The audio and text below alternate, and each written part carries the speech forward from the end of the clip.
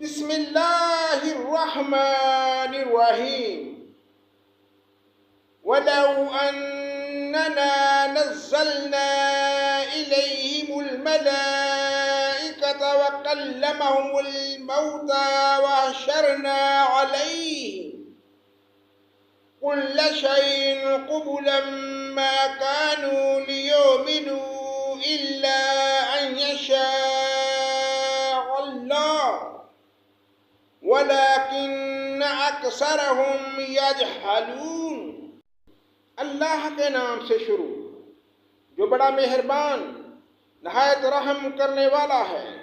اور اگر ہم ان کے پاس فرشتوں کو بھی بھیج دیتے ان سے مردے باتیں کرنے لگتے، اور ہم تمام موجودات کو ان کے پاس ان کی آنکھوں کے روبرو لا کر جمع کر دیتے، تب بھی یہ لوگ ہرگز ایمان نہ لاتے۔ ہاں اگر اللہ ہی چاہے تو اور بات ہے، لیکن ان میں زیادہ جہالت کی باتیں کرتے ہیں۔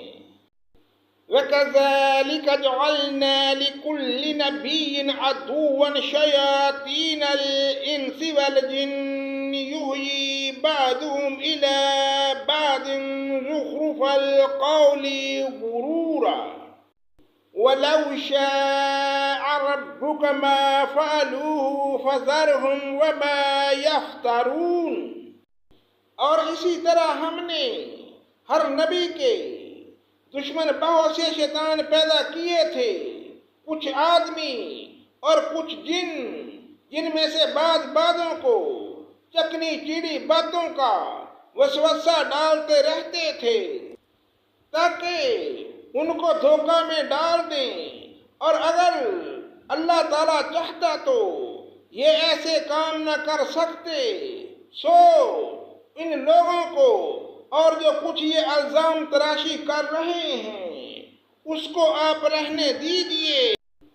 وَلِتَصْغَى إِلَيْهِ أَفْئِدَةُ الَّذِينَ لَا يُؤْمِنُونَ بِالْآخِرَةِ وَلِيَرْضَوْهُ وَلِيَقْتَرِفُوا مَا هُمْ مُقْتَرِفُونَ۔ اور تاکہ اس طرف ان لوگوں کے دل مائل ہو جائیں جو آخرت پر یقین نہیں رکھتے، اور تاکہ اس کو پسند کر لیں اور مرتکب ہو جائیں ان امور کے جن کے وہ مرتکب ہوئے تھے۔ أَفَغَيْرَ اللَّهِ أَبْتَغِي حَكَمًا وَهُوَ الَّذِي أَنزَلَ إِلَيْكُمُ الْكِتَابَ مُفَصَّلًا وَالَّذِينَ آتَيْنَاهُمُ الْكِتَابَ يَعْلَمُونَ أَنَّهُ مُنَزَّلٌ مِّن رَّبِّكَ بِالْحَقِّ فَلَا تَكُونَنَّ مِنَ الْمُمْتَرِينَ۔ تو کیا اللہ کے سوا کسی اور فیصلہ کرنے والے کو تلاش کروں، حالانکہ وہ ایسا ہے اس نے ایک کتاب کامل تمہارے پاس بھیج دی، اس کے مضامین خوب صاف صاف بیان کیے گئے ہیں۔ اور جن لوگوں کو ہم نے کتاب دی ہے وہ اس بات کو یقین کے ساتھ جانتے ہیں کہ یہ آپ کے رب کی طرف سے حق کے ساتھ بھیجی گئی ہے، سو آپ شبہ کرنے والوں میں سے نہ ہوں۔ وَتَمَّتْ كَلِمَةُ رَبِّكَ صِدْقًا وَعَدْلًا لَا مُبَدِّلَ لِكَلِمَاتِهِ وَهُوَ السَّمِيعُ الْعَلِيمُ۔ آپ کے رب کا کلام سچائی اور انصاف کے اعتبار سے کامل ہے، اس کلام کا کوئی بنانے والا نہیں، اور وہ خوب سننے والا اور جاننے والا ہے۔ وَإِن تُطِعْ أَكْثَرَ مَنْ فِي الْأَرْضِ يُضِلُّوكَ عَنْ سَبِيلِ اللَّهِ إِن يَتَّبِعُونَ إِلَّا الظَّنَّ وَإِنْ هُمْ إِلَّا يَخْرُصُونَ۔ اور دنیا میں زیادہ لوگ ایسے ہیں کہ اگر آپ ان کا کہنا ماننے لگیں تو آپ کو اللہ کی راہ سے بے راہ کر دیں، محض بے اصل خیالات پر چلتے ہیں اور بالکل کیسی باتیں کرتے ہیں۔ ان ربک هو اعلم من يضل عن سبیلی وهو اعلم بالمہتدین۔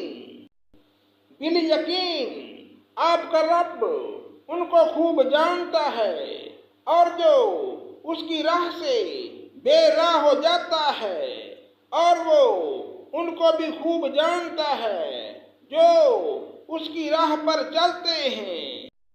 فَكُلُوا مِمَّا ذُكِرَ اسْمُ اللَّهِ عَلَيْهِ إِن كُنتُم بِآيَاتِهِ مُؤْمِنِينَ۔ جس جانور پر اللہ کا نام لیا جائے اس میں سے کھاؤ اگر تم اس کے احکام پر ایمان رکھتے ہو۔ وَمَا لَكُمْ أَلَّا تَأْكُلُوا مِمَّا ذُكِرَ اسْمُ اللَّهِ عَلَيْهِ وَقَدْ فَصَّلَ لَكُم مَّا حَرَّمَ عَلَيْكُمْ إِلَّا مَا اضْطُرِرْتُمْ إِلَيْهِ وَإِنَّ كَثِيرًا لَّيُضِلُّونَ بِأَهْوَائِهِمْ بِغَيْرِ عِلْمٍ ان ربک هو اعلم بالمعتدین۔ اور آخر کیا وجہ ہے کہ تم ایسے جانور میں سے نہ کھاؤ جس پر اللہ کا نام لیا گیا ہو، حالانکہ اللہ تعالیٰ نے ان سب جانوروں کی تفصیل بتا دی ہے جن کو تم پر حرام کیا ہے، مگر وہ بھی جب تمہیں سخت ضرورت پڑ جائے تو حلال ہے۔ اور یہ یقینی بات ہے کہ بہت سے آدمی اپنے خیالات پر بلا کسی سند کے گمراہ کرتے ہیں۔ اس میں کوئی شبہ نہیں کہ اللہ تعالیٰ حد سے نکل جانے والوں کو خوب جانتا ہے۔ وَذَرُوا ظَاهِرَ الْإِثْمِ وَبَاطِنَهُ إِنَّ الَّذِينَ يَكْسِبُونَ الْإِثْمَ سَيُجْزَوْنَ بِمَا كَانُوا يَقْتَرِفُونَ۔ اور تم ظاہری گناہ کو بھی چھوڑ دو اور باطنی گناہ کو بھی چھوڑ دو، بلا شبہ جو لوگ گناہ کر رہے ہیں ان کو ان کے کیے کی ان قریب سزا ملے گی۔ صدق اللہ مولانا العظیم۔